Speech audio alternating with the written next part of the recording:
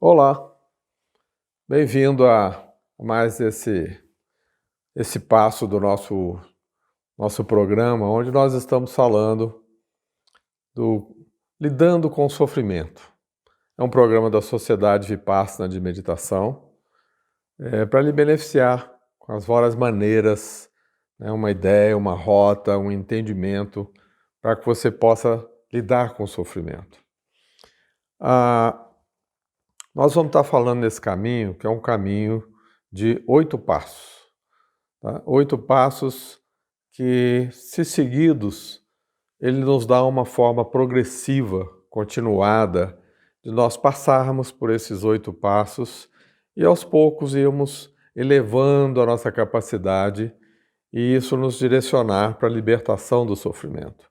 É um processo de aprendizado, onde nós vamos passando passo a passo, repetindo, a cada ciclo nós vamos evoluindo nesse processo, né, de nos crescer, de estarmos mais aptos a nos libertar do sofrimento.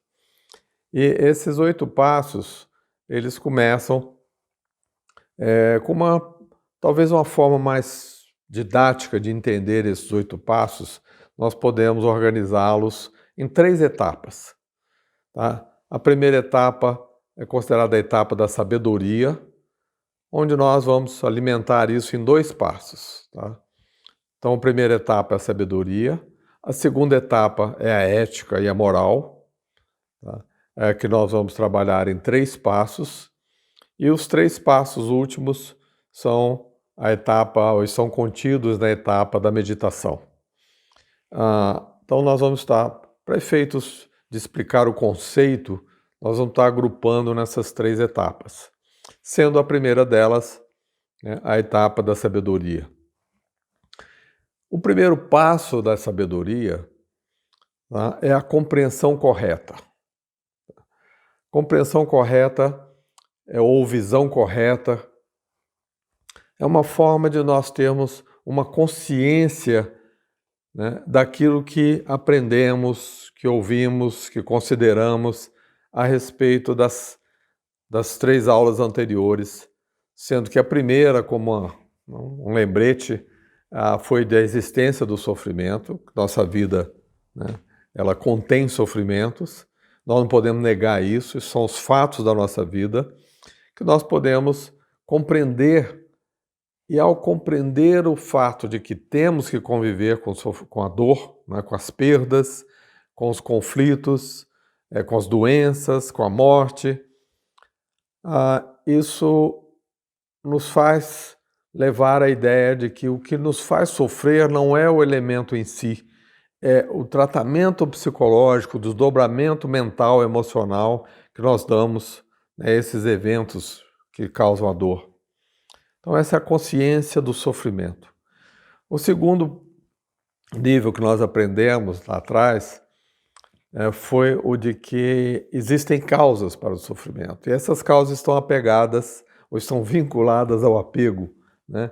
Nós nos apegamos aos nossos desejos, nós nos apegamos às nossas aversões, nós nos apegamos às nossas ambições, à ganância, e com isso nós sofremos. Então, a pessoalização que nós damos, né, aos eventos, a forma muito identificadora de eu, de meu, né, esse ego que nós montamos em cima disso, nos faz sofrer. E depois nós fomos para a cessação do sofrimento, que nos dá uma rota também, os primeiros passos de como nós podemos compreender que o sofrimento pode cessar. E dá nós trabalhamos um modelo de vivenciar e poder nos reduzir os efeitos do sofrimento. Chamamos essa etapa de cessação do sofrimento. Então, o primeiro passo do caminho da libertação do sofrimento é a compreensão desses 3 aulas que nós já tivemos, né? Essa compreensão, né, a compreensão correta de absorção, não é só uma compreensão intelectual, é uma compreensão de vivência, né? É uma consciência de que todas essas verdades que foram ditas são compreensíveis e que eu posso trabalhar com elas, tendo um tipo de envolvimento com aceitação desses fatos. Isso me abre espaço para uma mente mais descontraída, mais aberta, que possa ter essa compreensão, talvez até mais num nível intuitivo, né? De que realmente isso existe, e tem causas e pode cessar. Então, a compreensão correta é essa abertura mental, né, de consciência, de autoconsciência, de que realmente eu posso lidar com o sofrimento dessa forma e posso superar o sofrimento. Se eu tenho essa, vamos dizer, essa consciência, essa compreensão correta, dentro do nível da etapa da sabedoria que nós estamos tratando, eu evoluo para o pensamento correto. Então, compreensão correta e pensamento correto compõem, né, a etapa da sabedoria. O que é o pensamento correto? É o desdobramento da compreensão para nós percebermos que, de fato, nós temos coisas na nossa vida que nos conduzem para uma vida mais saudável e outra que o nosso pensamento às vezes se direciona muito para as coisas não saudáveis, negativas. Então, eu começo a compreender que a forma como eu direciono meu pensamento é que pode me trazer felicidade ou pode me trazer sofrimento. Essa forma de saber coletar bem a evolução do pensamento, a ser um observador dos pensamentos e saber redirecionar o pensamento, tirando-o das coisas nocivas, né, das raivas, dos medos, das culpas, e direcionando esses pensamentos para as coisas saudáveis, para a felicidade, para o bem-estar, para as boas amizades, os momentos amorosos da vida, as gentilezas que nós recebemos, as gentilezas que nós damos, né, ou cometemos. Então, essa percepção que envolve, né, o pensamento correto me alimenta a intenção. É a base essencial do pensamento correto. É ter a intenção de realmente manter meus pensamentos numa direção saudável e evitar os pensamentos não saudáveis. Essa intencionalidade de trazer a minha atenção, né, para essas diferenças e saber trabalhar essas diferenças, evitando processar o pensamento não saudável e alimentando o saudável. Então, o pensamento correto é esse direcionamento da mente de forma intencional. Eu saber que eu posso fazer isso, eu saber que eu quero mudar a minha vida, eu saber que eu posso mudar a minha vida e que vou fazê-lo. Quando eu fortaleço a minha intenção, eu estou alimentando a minha ação nessa direção. Eu estou alimentando a minha motivação para realmente processar as coisas saudáveis na minha vida. Complementado essa etapa da sabedoria, nós podemos evoluir na compreensão da etapa seguinte, que é a etapa da ética. A ética se desenvolve através de 3 passos: a fala correta, ação correta e meio de vida corretos. O que é a fala correta? Eu acho que nós temos uma boa noção, né, do que é uma fala correta. A base é o que nós expressamos com a fala, que é o nosso grande instrumento de comunicação. Nós podemos ser muito honestos no que dizemos, falar a verdade, não agredir, não ser violento no falar coisas úteis, evitar conversa desnecessária, né? O cochicho, a maldade que nós usamos às vezes na conversa, né? A fofoca, né? Passar alguma coisa que não é uma verdade plena para frente, ou alimentar alguma informação para prejudicar alguém, né? Não manipular as pessoas com a fala, né? Não usar o elemento da fala para ludibriar, né? Então, o uso da fala ele nos dá um comportamento ético, tá, que é muito importante nesse processo. E a ideia da ética é que, na hora que eu tenho um comportamento ético com os outros, eu também fortaleço um comportamento ético comigo mesmo. Se eu não minto para os outros, eu também não minto para mim. Eu aprofundo numa auto-verdade, tá? Porque eu vou aprendendo a enxergar e a trabalhar com a verdade, com a utilidade da informação. Então, fala correta é um passo importante na etapa da ética. Para isso, depois disso, nós vamos para a ação correta, o segundo passo da ética. O que é ação correta? Nós temos uma atitude de não eliminar a vida, não ser violento com a natureza, com as outras pessoas, respeitar a vida dos seres vivos, da vegetação, da natureza. Então, a ação correta é essa atitude ética em relação ao que nos rodeia. É o não mentir, não roubar. Não roubar não é só tirar o elemento material de outras pessoas, é não tirar a oportunidade, não tirar a vez de outras pessoas, não tirar a atenção das outras pessoas. Então, o não roubar não é simplesmente não tirar elementos materiais.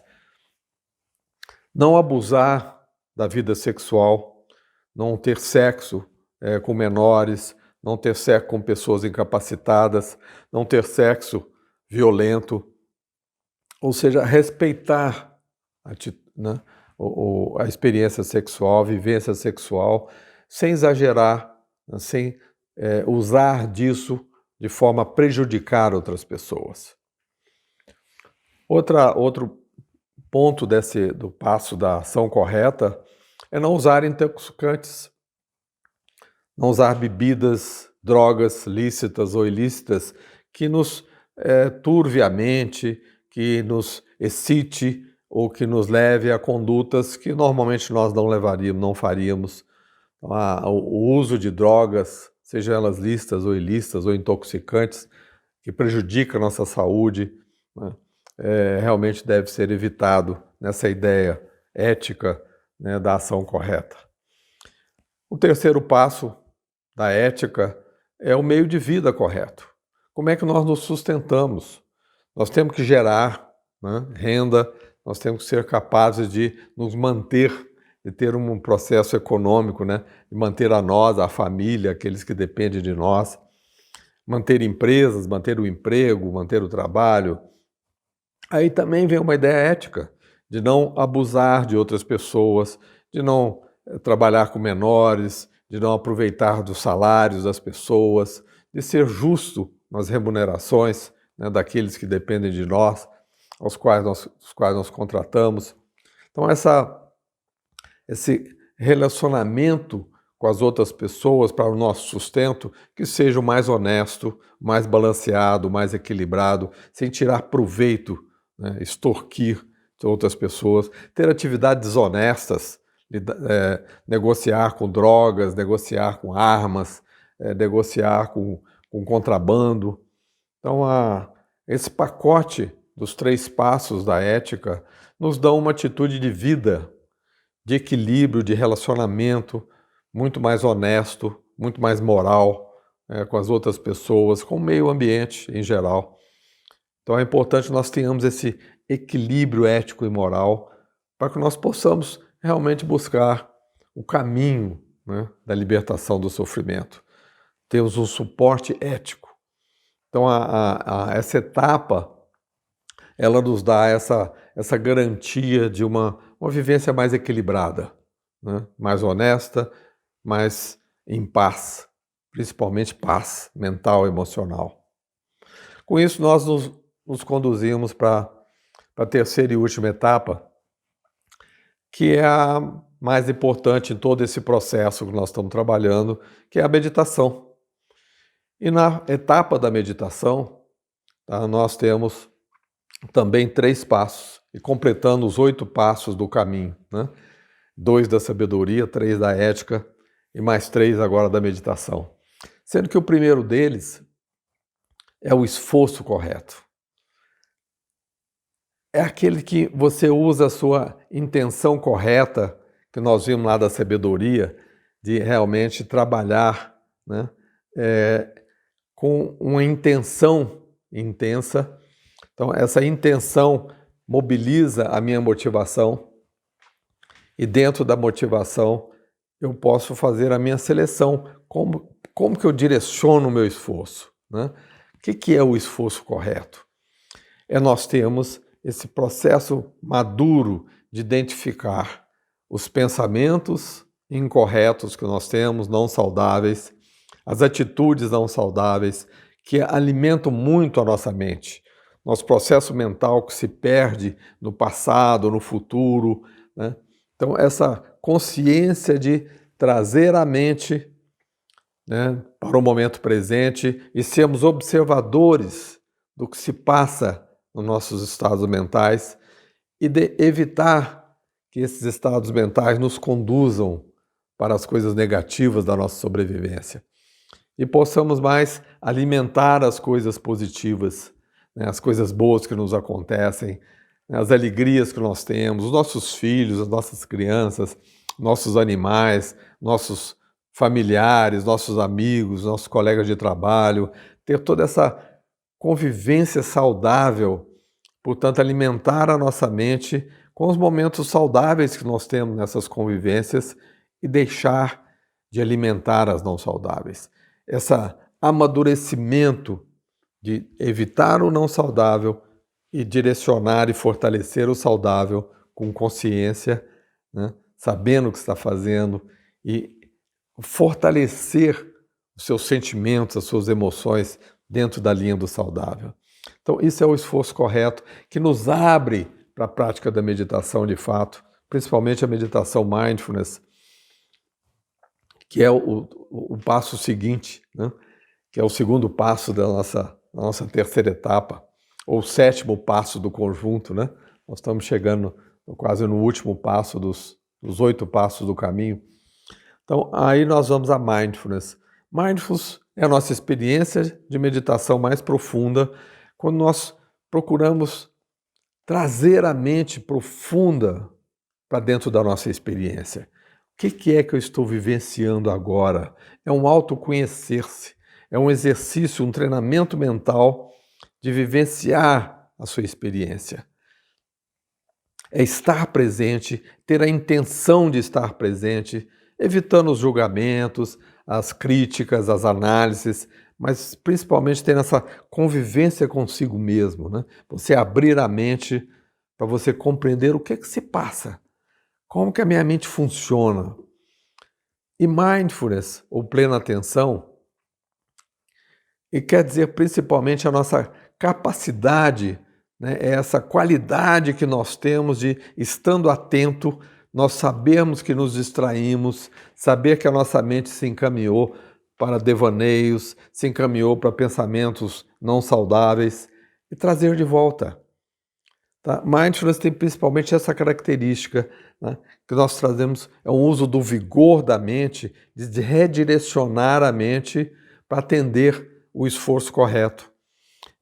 A mente se distraiu, entrou no devaneio, entrou na divagação nociva, aquela de ficar alimentando ganâncias ou alimentando raivas ou medos ou culpas. Eu me dar conta de que eu estou fazendo isso e aí intencionalmente eu trago de volta, seja para alguma coisa mais saudável ou algo neutro, como nós usamos muito a respiração ou pontos do corpo para nos concentrar, nós voltamos ao processo de nos concentrar e relaxar, trazer tranquilidade à mente e com isso eu poder ter esse poder de observação, de consciência. Principalmente a força do mindfulness é um exercício de consciência, plena atenção no que está acontecendo na sua mente. Isso é a maior qualidade de mindfulness.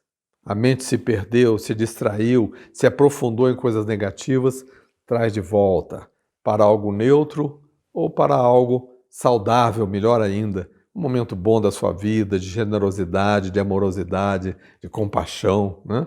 Traz de volta, alimente as coisas boas, essa consciência é o exercício de mindfulness. Para poder ter uma boa prática de mindfulness, nós precisamos do último passo desse caminho, que é a concentração. Concentrar-se significa focalizar, direcionar a mente para um objeto que normalmente nós usamos na prática da meditação da plena atenção, nós usamos a respiração. O que significa estar presente observando a respiração? É um exercício de concentração. Nós estamos nesse momento trazendo a mente para concentrar num foco, que pode ser o contato do ar nas narinas, ou o movimento dos pulmões se enchendo de ar ou se esvaziando, ou o movimento do abdômen. Essa concentração nesse tato, na consciência tátil, né, do movimento, nos dá esse poder de eliminar as distrações, de eliminar os obstáculos da meditação.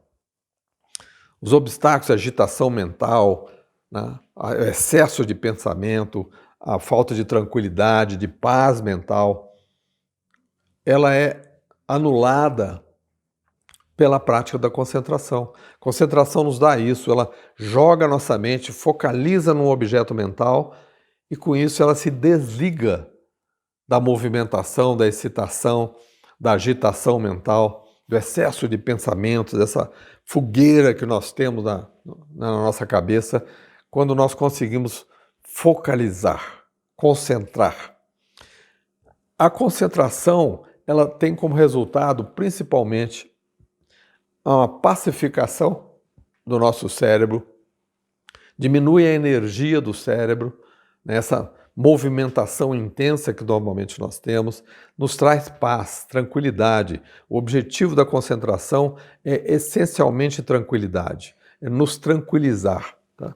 Nos tranquilizar para abrir espaço para que a gente possa praticar mindfulness. Então eu preciso da concentração para mobilizar a plena atenção e preciso da plena atenção para dar espaço para uma boa concentração. Os dois andam juntos, é uma combinação. Nós o descrevemos nessa ordem, primeiro mindfulness, depois a concentração, mas na verdade são dois passos simultâneos que se alimentam.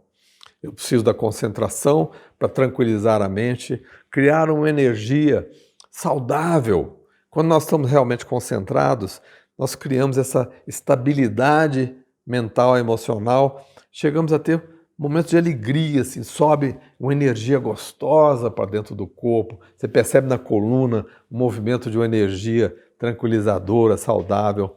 Então é muito agradável quando nós conseguimos ter uma boa concentração. Pode ser num objeto fixo, tá? Ou pode ser, nós chamamos de concentração momentânea, quando você vai navegando ao longo do corpo, você vai praticando pequenas concentrações nos pés, nas pernas, né? Nas nádegas, no abdômen, assim por diante, até a cabeça. A cada momento desse você está concentrado numa parte do corpo. Essa concentração, chamada de concentração momentânea, também é um exercício saudável que nos tranquiliza e nos traz a capacidade de praticar um bom exercício de meditação mindfulness ou plena atenção. Então, com isso, nós cumprimos, né, os 8 passos da prática e estamos aptos, então, a reviver e a repassar. Isso nós vamos, de novo, vivenciando, não necessariamente nessa ordem. Uma hora nós vamos praticar mais a ética, outra hora nós vamos praticar mais mindfulness, outra hora nós vamos praticar mais a compreensão correta. Então, o importante é conhecer esse caminho e saber que nós vamos sequencialmente ou continuadamente, progressivamente, trabalhando com esses passos, sem a preocupação de uma ordem rigorosa, de ter que seguir um atrás do outro. Não é bem isso, isso é expresso assim, numa sequência, para nos ajudar a entender, para nos ajudar a ter uma compreensão correta, né, dessa possibilidade, desses passos, dessas ferramentas para nós evoluirmos no caminho da libertação do sofrimento. Então, quanto mais nós temos esse exercício, nós mais vamos compreendendo, vamos aprofundando né, a nossa sabedoria, e com isso nós vamos praticando com mais facilidade e vamos cada vez sendo mais livres do sofrimento. Então sejam bem-vindos em trabalhar essas variáveis conosco. Na Sociedade Vipassana nós temos várias palestras sobre esses programas, sobre esse caminho, sobre a prática, tanto presencialmente como online. Consulte o nosso site, né, sociedadevipassana.org.br e tenha a oportunidade de estar conosco, participando dos nossos eventos online ou dos nossos eventos presenciais e aprofundar na sua prática meditativa. Seja muito bem-vindo às nossas atividades e muito obrigado pela paciência de me ouvir.